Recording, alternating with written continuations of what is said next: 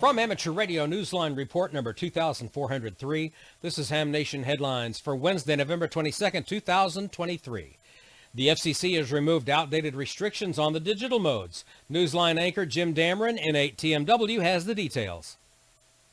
In an action that was long awaited by many, the FCC has removed what many considered to be outdated restrictions on digital transmissions. The agency announced on Wednesday, November 13th, that it was establishing a 2.8 kilohertz bandwidth limitation on amateur radio HF radio bands to replace the baud rate limitation. The move was much sought after, particularly by amateurs involved in emergency communications. It will also encourage experimentation, a core principle of ham radio. The FCC is still seeking comment on the proposed removal of limitations on the baud rate or symbol rate in the VHF and UHF bands, as well as in the 2200 meter and 630 meter bands, and would like input on what the appropriate bandwidth limitation might be. The newest NASA satellite in orbit some 200 miles above the Earth is not one you can contact by radio. In fact, it's not an official satellite at all, but a bag of tools missing from the International Space Station. NASA astronauts Jasmine Mogbelli, KI-5WSL, and Laurel O'Hara, KI-5TOM, were conducting a spacewalk on November 1st. They were tending to a solar alpha rotary joint that helps the ISS track the sun, and they were conducting maintenance work on a communications antenna. That's when it happened.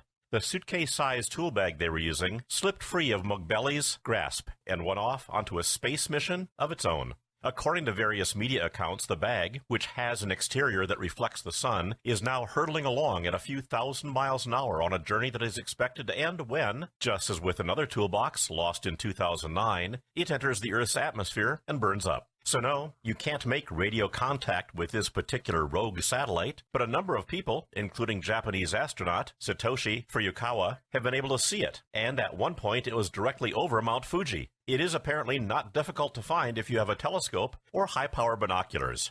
If you see this free-floating toolbox and capture its image, the website Earth Sky is hoping you'll share it with them. All images can be uploaded using the link that appears in this week's text version of the newscast at arnewsline.org. This is Kent Peterson, KC0DGY. For many of us, if we aren't on the air, we're either talking about it or reading about it. Hams in Australia are celebrating a magazine that has helped them do all three for 90 years. Amateur Radio Magazine, the journal of the Wireless Institute of Australia, has had real staying power. In fact, it's marking its 90th year in 2023. But the special call sign honouring the magazine won't be around for too much longer.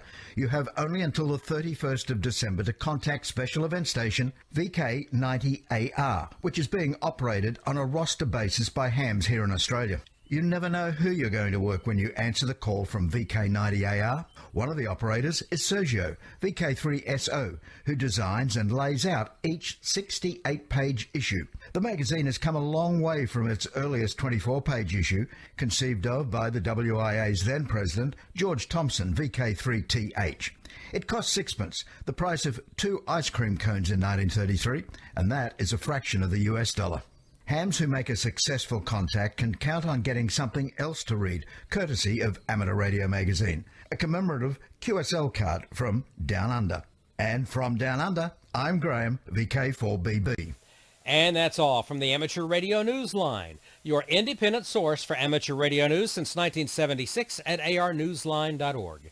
With Jim Dameron, N8TMW, Kent Peterson, KC0DGY, Graham Kemp, VK4BB, Karen Eve Murray, KD2GUT at the news desk in New York, and our news team across the globe, I'm Don Wellbanks, AE5DW. 7-3, happy Thanksgiving. We'll see you next time here on Ham Nation.